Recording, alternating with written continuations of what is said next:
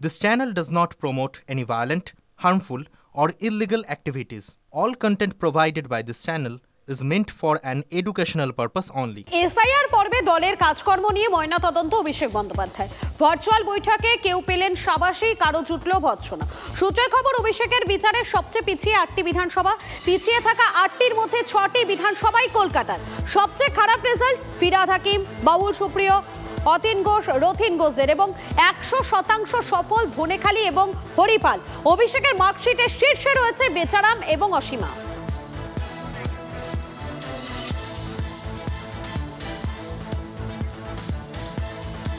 SIR পর্বে দলের কাজকর্ম নিয়ে ময়নাতদন্ত অভিষেক বন্দ্যোপাধ্যায়ের। ভার্চুয়াল বৈঠকে কেউ পেলেন সাবাসী, কারোর জুটল ভৎসনা। সূত্রের খবর, অভিষেকের বিচারে সবচেয়ে পিছিয়ে 8টি বিধানসভা, পিছিয়ে থাকা 8টির মধ্যে 6টি বিধানসভাই কলকাতার। সবচেয়ে খারাপ রেজাল্ট ফিরহাদ হাকিম, বাবুল সুপ্রিয় এবং অতীন এবং বাবুল সুপ্রিয়, অতীন ঘোষ এবং রথিন ঘোষের। 100% সফল ধনেখালি এবং হরিপাল। অভিষেকের মার্কশিটের শীর্ষে রয়েছেন বেচারাম মান্না, অসীমা বাচ্চুরা। আমি বিগ ওয়ালে দেখানোর চেষ্টা করছি আপনাদেরকে। সবচেয়ে পিছিয়ে যে 8টি বিধানসভা এলাকা রয়েছে, বালিগঞ্জ, বেলেঘাটা, এন্টালি, চৌরঙ্গি, কলকাতা বন্দর, কাশীপুর, বেলগাছিয়া এবং বেলেঘাটা, এন্টালি, চৌরঙ্গি, কলকাতা বন্দর, কাশীপুর, বেলগাছিয়া, বনগাঁ দক্ষিণ এবং মধ্যমগ্রাম।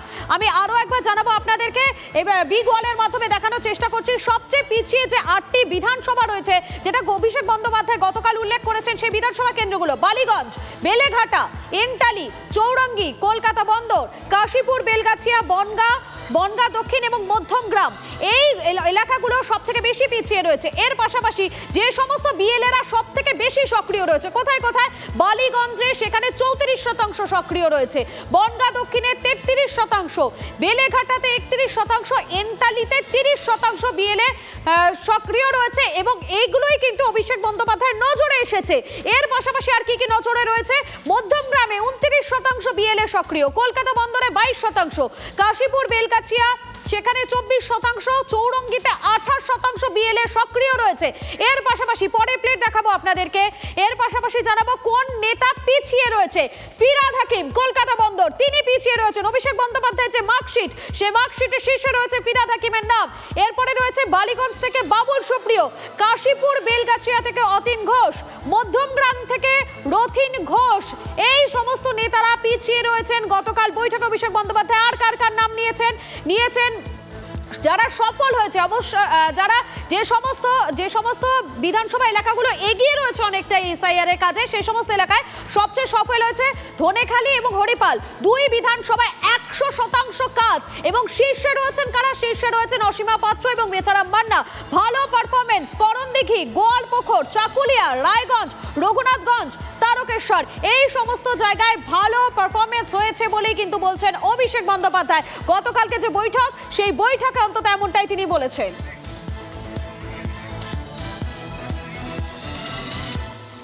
এসআইআরে দলের একাংশের ভূমিকা নিয়ে প্রশ্ন অভিষেকের। গোষ্ঠীদ্বন্দ্ব নিয়ে কড়া বার্তা, সরাসরি নিশানা হুমায়ুন কবির, মনোজ তিওয়ারিদের।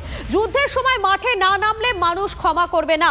হুমায়ুন কবির কোনো ক্যাম্পেই যাননি, দল কিন্তু ক্ষমা করবে না। এই যুদ্ধে পারফর্ম করতে না পারলে জেলা সভাপতির পদ থাকবে না।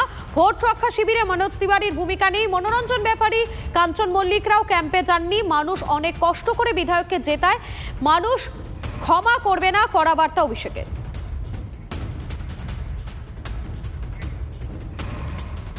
আমি তো ক্যাম্পে গেছি এবং ক্যাম্প দর্শন করছি, এসআইআর ক্যাম্প যেগুলো, ভোটরক্ষা ক্যাম্পগুলো, সেইখানে গিয়ে এবং যেখানে গেছি তার ছবি পর্যন্ত আমি ফেসবুকে আপলোড করেছি। যাই হোক, তবু আমি একবার, এটা আমার মাথায় রইল, আমি নিশ্চয়ই, আমি তো জানি না, আমি তো গেছিলাম এবং যাচ্ছিও। ঘন ঘন যেতে হবে বা সেটা আমি জানি না, তার মানে তার নির্দেশ অনুযায়ী আমাকে আবার যেতে হবে, কিন্তু আমি তো গেছিলাম, সেটাই আর কি। হ্যাঁ, অবশ্যই সমস্ত বিধায়কদের, সমস্ত জনপ্রতিনিধিদের আরো বেশি উদ্যোগ নিতে, যুদ্ধকালীন তৎপরতায় কাজ করতে বলেছি। একটিও বৈধ ভোটারের নাম বাদ যাবে না। যদি একটিও বৈধ ভোটারের নাম বাদ যায়, তাহলে পরে আমরা তুমুল আন্দোলন গড়ে তুলব। আর এই মুহূর্তে আরো একটি ব্রেকিং আপনাদেরকে জানাই, এই এসআইআর এর কাজে গতি আনতে অভিষেকের দাওয়াই মোট 13 জন নেতাকে জেলা ভিত্তিক দায়িত্ব নিয়ে ঝাঁপিয়ে পড়ার নির্দেশ তৃণমূলের সর্বভারতীয় সাধারণ সম্পাদকের। আমি পিসিআর কে বলবো বিগ ওয়ালে সেই ব্রেকিং আপনাদেরকে দেখাবো যে কোন কোন জেলা স্পেশাল, অর্থাৎ স্পেশাল 13 যেটা বলা হচ্ছে অভিষেক বন্দ্যোপাধ্যায়ের পক্ষ থেকে, একেবারে 13 জন নেতাকে জেলা ভিত্তিক দায়িত্ব দিয়ে ঝাঁপিয়ে পড়ার নির্দেশ তৃণমূলের সর্বভারতীয় সাধারণ সম্পাদকের।